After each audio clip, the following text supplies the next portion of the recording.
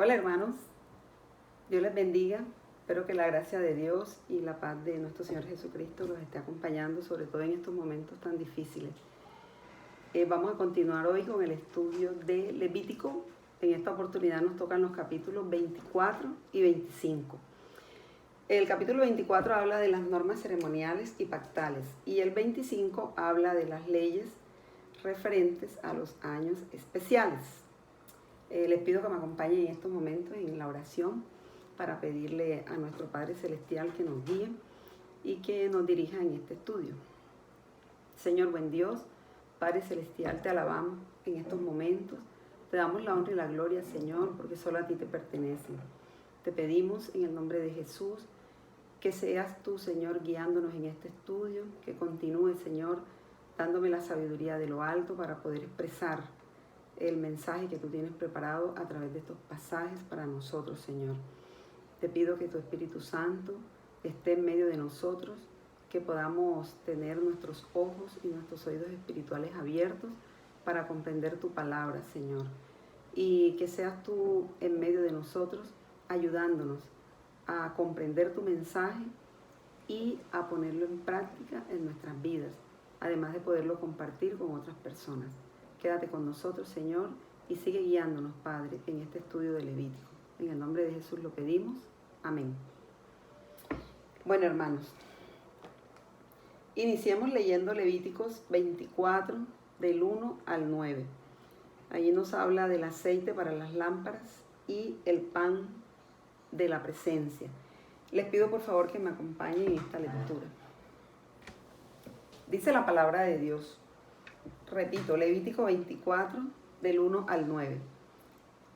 El Señor se dirigió a Moisés y le dijo: ordena a los israelitas que te traigan aceite puro de oliva para mantener las lámparas siempre encendidas. Aarón se encargará de arreglarlas para que durante toda la noche ardan sin cesar delante del Señor en la tienda del encuentro, fuera del velo que está junto al arca de la alianza. Esta es una ley permanente que pasará de padres a hijos. Ha de arreglar las lámparas en el candelabro de oro puro para que ardan delante del Señor. El pan de la presencia. Toma de la mejor harina y cuece 12 tortas de 4,5 kilos cada una, y ponlas sobre la mesa de oro puro que está ante el Señor en 2 hileras de 6 tortas cada una. Pon en cada hilera incienso puro, que le servirá al pan como ofrenda de recordación quemada en honor del Señor. Esto debe ser puesto sin falta ante el Señor cada sábado, como una alianza eterna por parte de los israelitas. Es la parte que les corresponderá siempre a Aarón y a sus descendientes, los cuales deberán comer ese pan en un lugar santo, porque de las ofrendas que se queman en honor del Señor, esta es una de las más sagradas. Esa es la palabra del Señor en Levítico 24, del 1 al 9. Bueno, hermanos, en este primer pasaje es clara la guía del Espíritu Santo de Dios cuando le da las normas precisas y detalladas a Moisés para colocar los elementos de la adoración en la tienda del encuentro. Muchos de estos elementos eran proféticos y simbólicos y se referían a Jesús. Por ejemplo, cuando dice la palabra que el aceite puro de oliva mantendría las lámparas siempre encendidas en el candelabro de oro puro. El aceite puro de oliva simboliza al Espíritu Santo de Dios. Y con el candelabro de oro puro y el pan de la presencia o de la proposición se representa a nuestro Señor Jesucristo prefigurado. Pues la Biblia dice que la luz de Cristo siempre está encendida para el creyente. El mismo Jesús afirmó que Él es la luz del mundo y es el pan de vida. También les dijo a sus discípulos que ellos tenían que ser luz en el mundo, lo cual se hace extensivo a todos nosotros los creyentes de hoy, en el sentido de predicar el Evangelio de Jesús. Vamos a confirmarlo en Juan 1, del 4 al 5, Juan 6, 51. Les pido por favor que me acompañen en estos pasajes, en la lectura de estos pasajes. Vamos a repetir la cita. Juan, capítulo 1, versículos del 4 al 5. Dice así la palabra de Dios. En él estaba la vida, y la vida era la luz de la humanidad. Esta luz brilla en las tinieblas, y las tinieblas no han podido apagarla. Ahí se confirma en el Nuevo Testamento que Jesús es la luz de vida. Y en Juan, aquí mismo en el Evangelio de Juan, versículo 51 del capítulo 6, dice, el versículo 51, dice, yo soy ese pan vivo que ha bajado del cielo. El que come de este pan vivirá para siempre. El pan que yo daré es mi propia carne. Lo daré por la vida del mundo. Entonces, hermano, como podemos ver, ahí está claro que Jesús se ve prefigurado o simbolizado en el Antiguo Testamento cuando mencionan aquí en Levítico 24, mencionan al pan de la presencia y a Jesús lo simbolizan con la luz de la vida.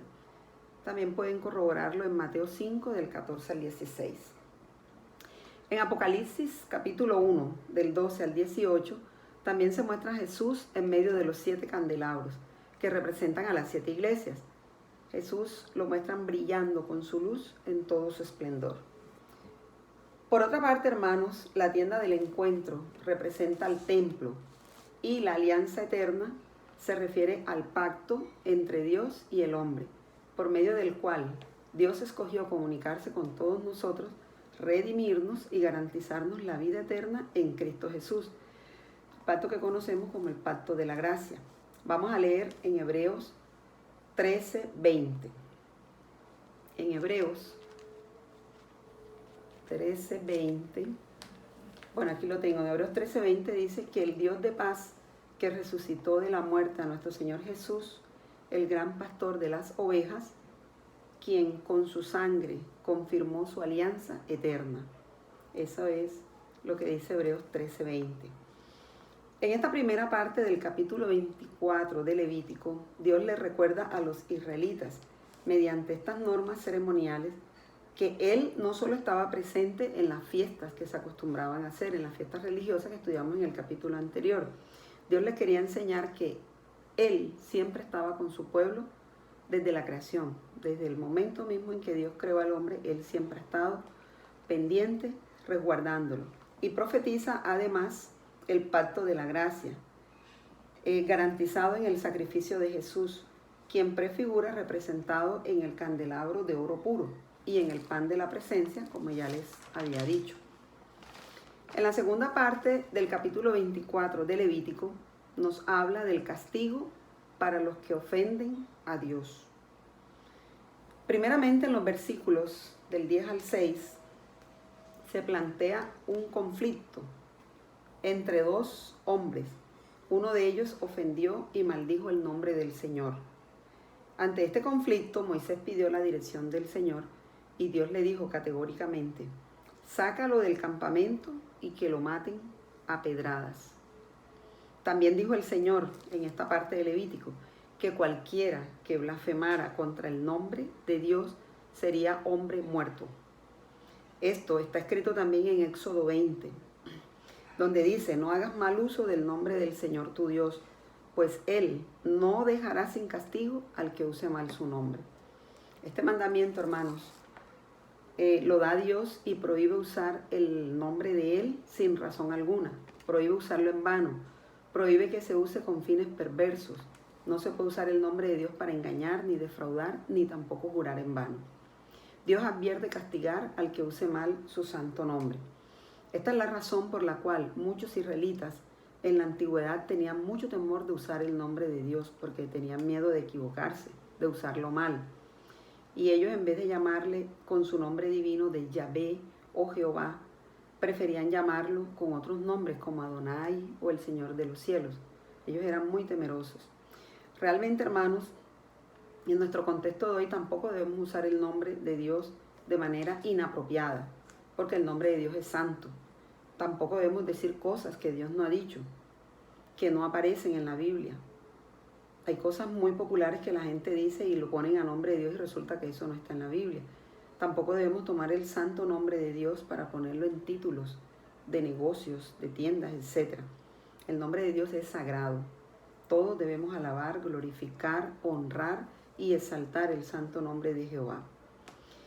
En la Biblia, hermanos, aparecen algunos casos citados donde falsos profetas anunciaban cosas que Dios no había dicho, y esto lo aborreció y lo abominó el Señor, y los avergonzó públicamente. Algunos de estos casos los pueden encontrar ustedes, por ejemplo, en Jeremías 23:25 y en Ezequiel 22:28. Los versículos del 17 al 22 nos hablan de la llamada ley del talión, la que se conoce popularmente como ojo por ojo y diente por diente. Los versículos 19 y 20 dicen que cada quien tenía que sufrir en carne propia el daño físico que le hubiera causado a otro. Así dice literalmente, hermano. Por eso hay quienes consideran que esta ley era muy bárbara y salvaje. Pero si nosotros analizamos algunos aspectos de la ley, vamos a encontrar algunas cosas que nos van a aclarar un poco esta ley de Dios. Por ejemplo, la palabra talión viene del latín talis, talio o talionis, que significa castigo o pena igual al delito cometido. Se trataba de compensar un daño causado.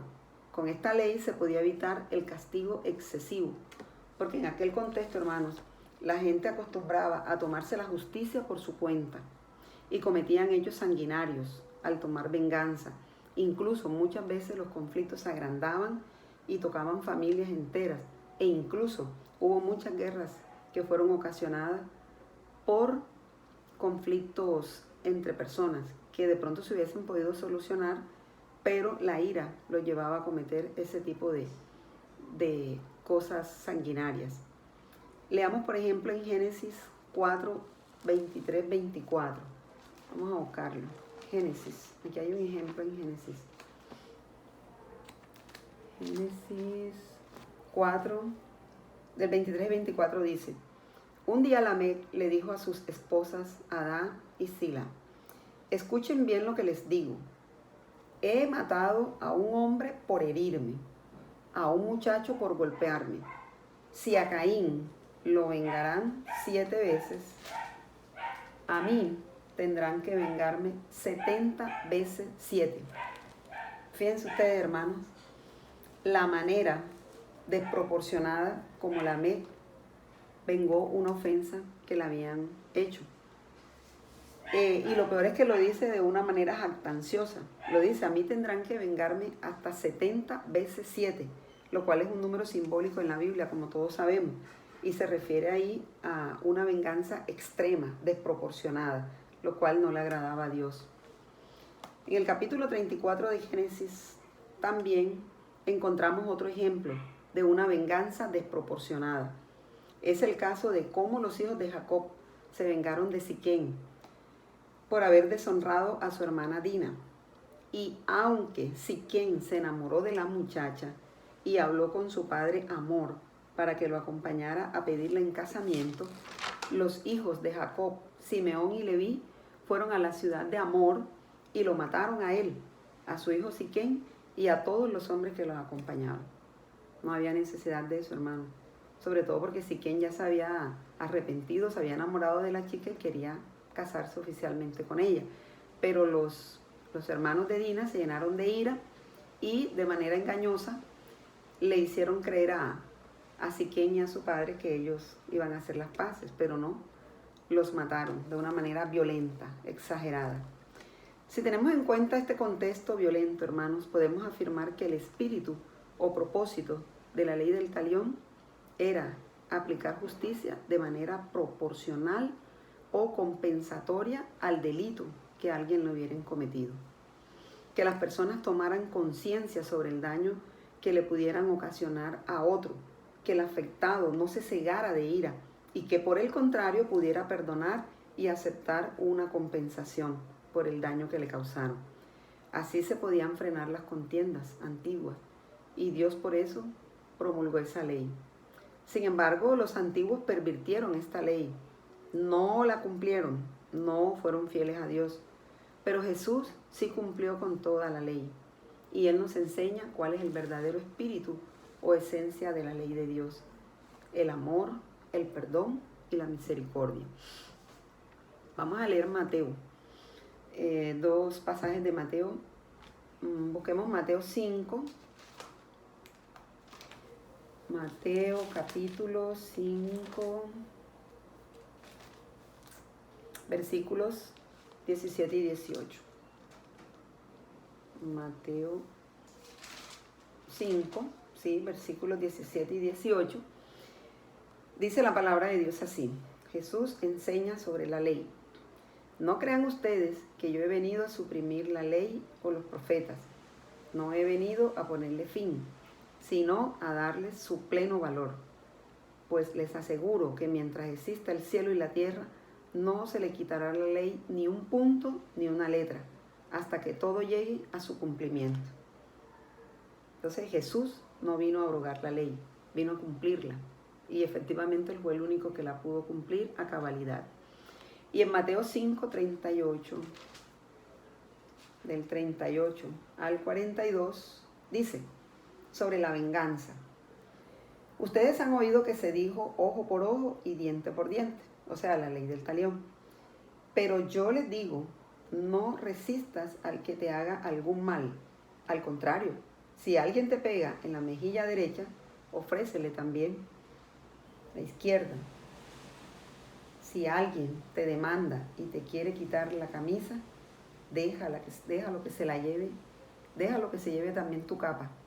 Si te obligan a llevar carga 1 milla, lleva 2. Cualquiera que te pida algo, dáselo. Y no le vuelvas la espalda al que te pida prestado. Amén, hermanos. La palabra de Dios. Hay muchos pasajes bíblicos en los que la palabra de Dios nos enseña el verdadero espíritu de la ley. Jesús nos pide que no nos dejemos llevar por el deseo de venganza y que lo que debe motivarnos siempre es el amor y la misericordia para que podamos vivir en paz con nuestros semejantes. En Romanos 12, 17 al 18 dice: no paguen a nadie mal por mal, procuren hacer lo bueno delante de todos. Hasta donde dependa de ustedes, hagan cuanto puedan por vivir en paz con todos. Y en Proverbios 24, 29 dice: no pienses jamás en vengarte, haciéndole al otro lo mismo que él te hizo a ti. Porque es que si uno se venga, uno está incurriendo también en la misma violencia y no está demostrando amor al prójimo. Hermanos, contextualizando en nuestra vida cotidiana, como hijos de Dios, debemos procurar convivir en armonía con nuestra familia, con los compañeros de trabajo, con los compañeros de estudio, con los vecinos, con los hermanos de la congregación, con los amigos. La ley del amor de Cristo debe verse reflejada cada día en nuestras vidas. Si en algún momento ofendemos a alguien, porque puede suceder, debemos ser valientes y pedir perdón de manera sincera y tratar de reparar el daño causado. Si por el contrario alguien nos ofende a nosotros y o nos causa daño, no es conveniente dejarnos llevar por la ira, ni por la amargura, ni el rencor, ni tampoco buscar el deseo de venganza. Debemos calmarnos, meditar, pensar: ¿por qué tal persona actúa así conmigo? ¿Qué le hice yo? Me pongo en sus zapatos. ¿Se sentirá mal? ¿Tendrá problemas? ¿Está cargado? No guardo rencor, lo perdono o la perdono y le pido a Dios que me guíe para saber cómo ayudarla. Eso es poner la otra mejilla, fue lo que quiso decir Jesús.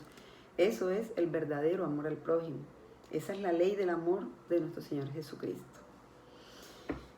Hermanos, en el capítulo 25 de Levítico, que es el que estamos estudiando, habla del año de reposo y el año de liberación.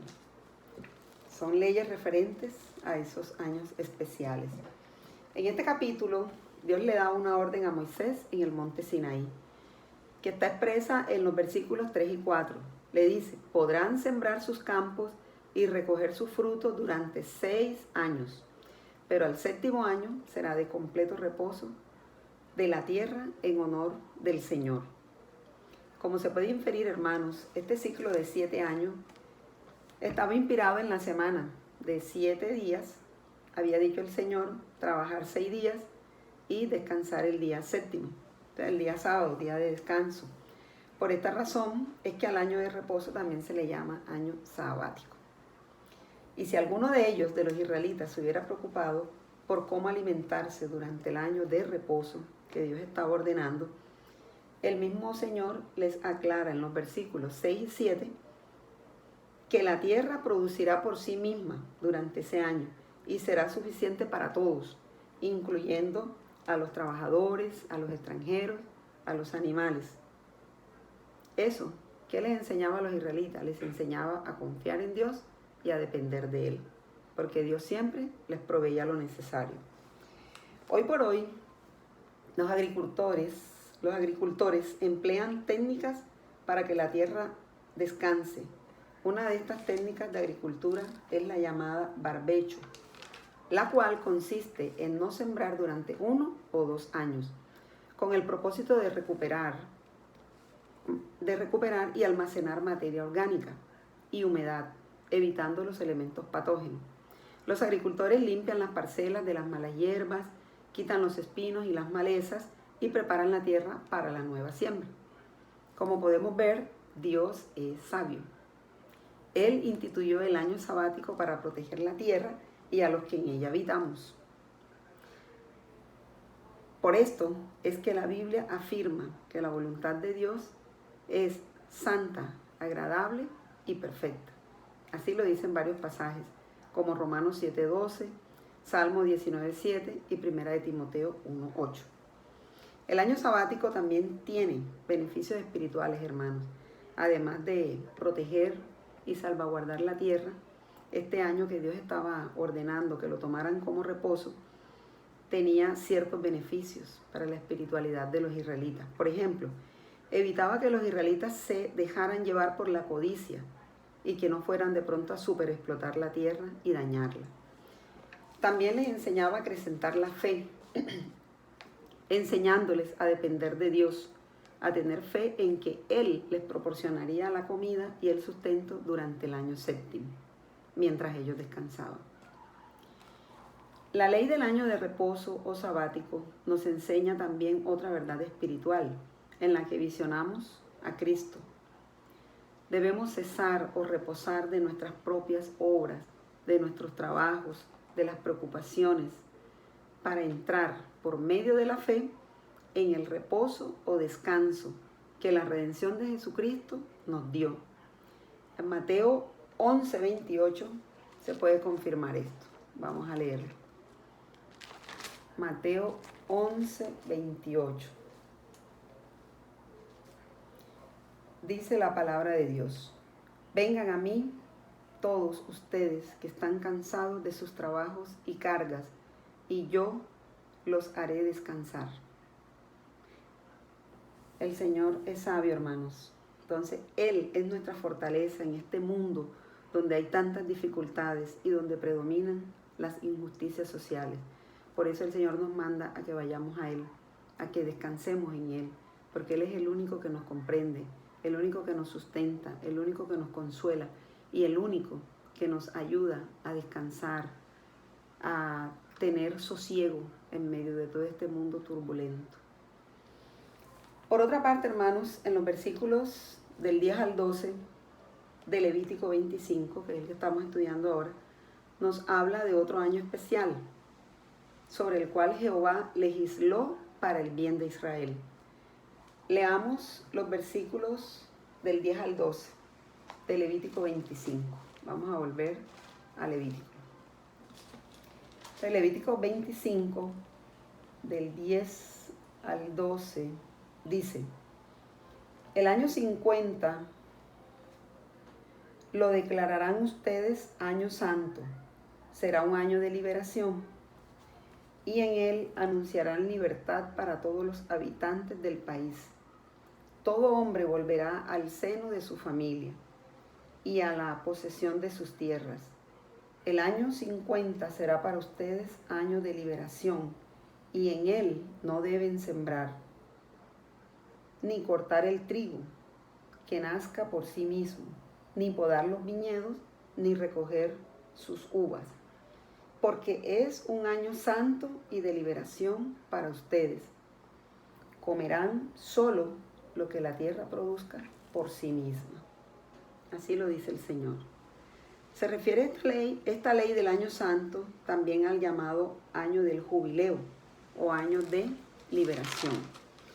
La palabra jubileo es derivada del hebreo yobel, que puede traducirse como carnero, cuerno de carnero, o la corneta que se hacía con dicho cuerno de carnero, y que se utilizaba como instrumento musical en las fiestas religiosas.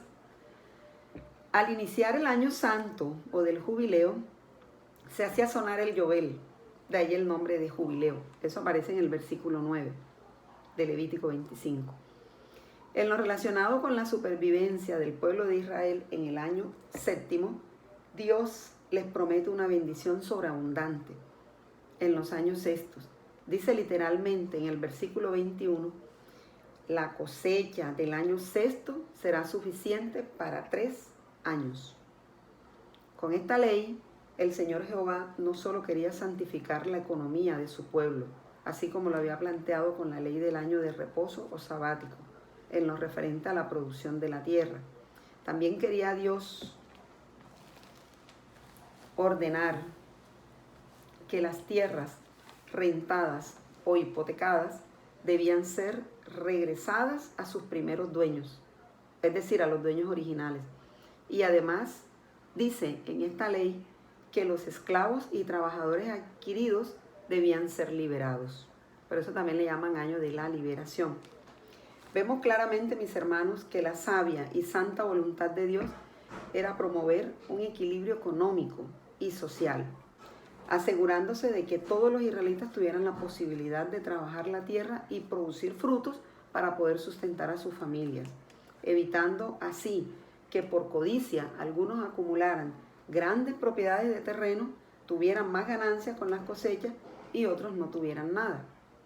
Ahí se puede prever un principio de equidad social y económica para que no hubiera pobreza extrema. Miren, hermanos, en todo lo que pensaba el Señor. Todas las leyes que Él promulgó eran para el bienestar de Israel. Hasta ahora podríamos preguntarnos, ¿será que Israel comprendió a cabalidad el espíritu de estas leyes? ¿Cumpliría el pueblo de Dios con estas ordenanzas, hermanos? Realmente no. Israel no fue obediente con el sistema de producción que legisló el Señor, ni tampoco cumplió con los mandatos que iban en contra de la esclavitud.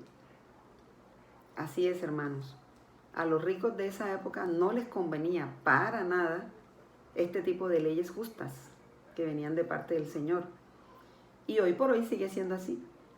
Solo miremos la situación crítica que estamos viviendo hoy en día, este año 2020, donde lo que debe primar es la vida y la salud de las personas ante esta crisis pandémica. Sin embargo, vemos, hermanos, que hay algunos líderes, gobernantes, dueños de multinacionales y los gremios de comerciantes que presionan para promover el aislamiento inteligente sin pensar en las graves consecuencias que se pueden ocasionar si se le permite a la gente salir así, sin ninguna restricción. Ellos no saben depender de Dios ni confiar en sus promesas. Solo piensan en las pérdidas económicas que les está dejando este confinamiento. Hermanos, oremos por ellos, que Dios tenga misericordia de todas estas personas cuyos ojos no están puestos en nuestro Señor Jesucristo, sino en las riquezas materiales.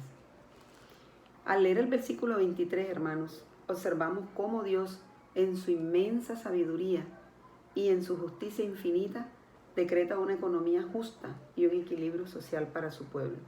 Vamos a repetir el versículo, vamos a leerlo, el versículo 23 del capítulo 25 dice: la tierra no debe venderse a perpetuidad, la tierra es mía y ustedes solo están de pasos de paso por ella como huéspedes míos. Qué gran verdad, hermanos. Qué gran verdad. Aplica hasta el día de hoy. Los seres humanos somos aves de paso aquí en la tierra. Nosotros nacimos sin nada y nos vamos de este mundo sin nada. Realmente nada nos pertenece. Todo lo que hay aquí en la tierra es propiedad de Dios. Y nosotros solo administramos las propiedades del Señor.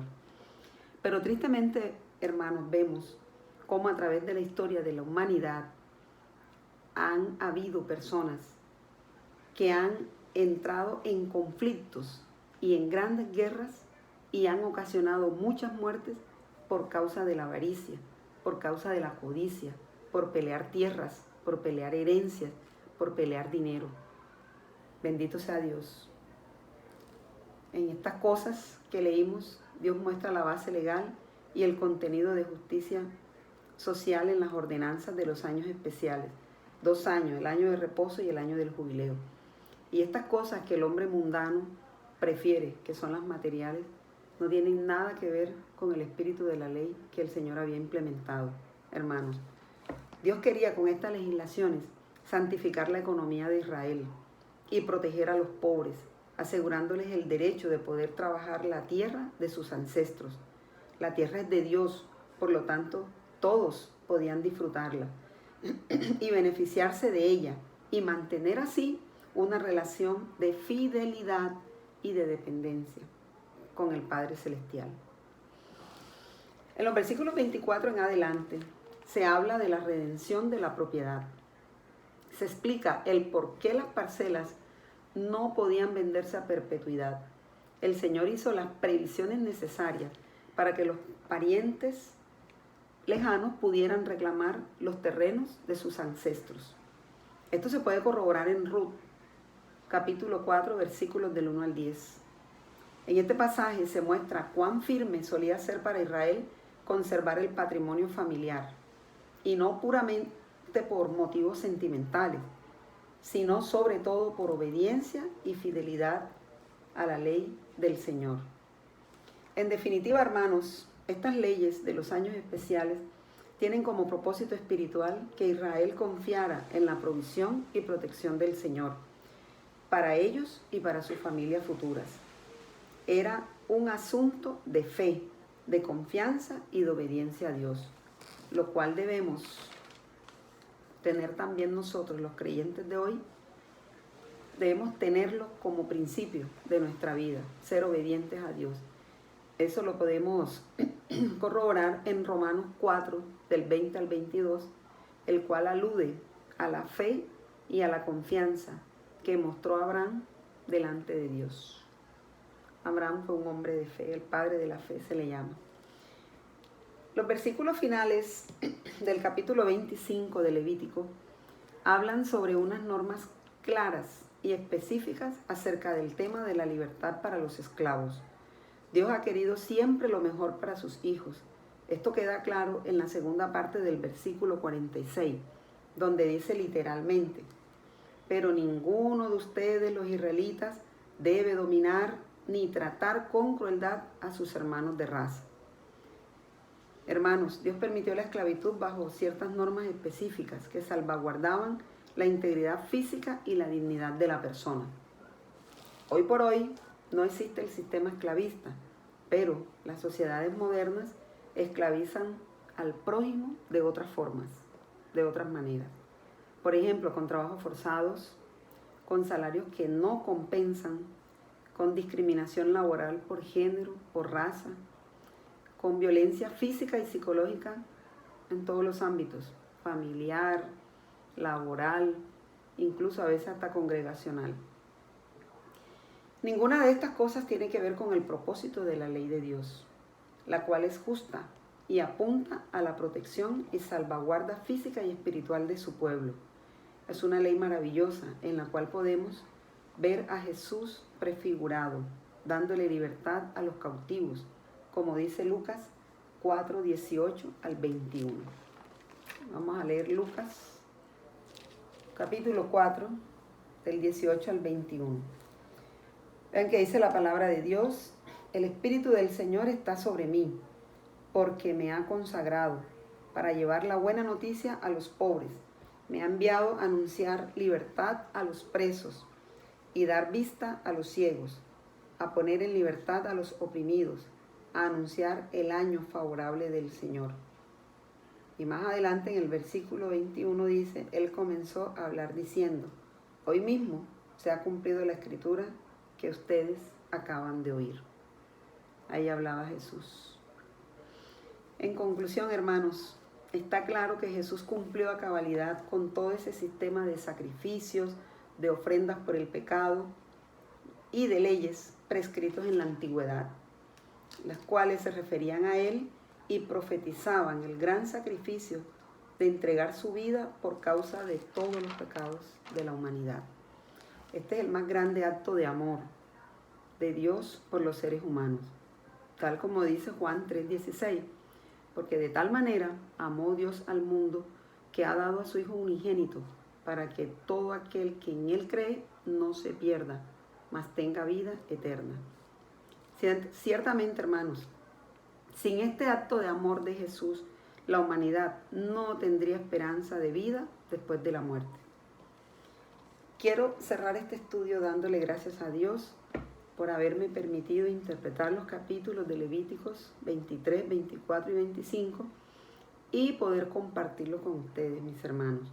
Considero de suma importancia el estudio de estos libros del Antiguo Testamento, porque nos ayudan a conocer más de Dios, a comprender su plan salvífico para la humanidad, el cual lo hemos profetizado desde los primeros libros en la persona de Jesucristo, que es el fin de la ley, como dice Romanos 10:4. Romanos 10:4 dice, porque la ley llega a su término con Cristo, y así todos, por la fe, pueden llegar a ser justos. Dios les bendiga, mis hermanos. El Señor nos ayude a seguir haciendo estos estudios y nos permita seguir apropiándonos cada día más de su palabra y lo más importante, que podamos ponerla en práctica en nuestra vida y podamos compartirla, así como lo manda el Señor Jesucristo en la Gran Comisión. Dios me lo bendiga, hermanos.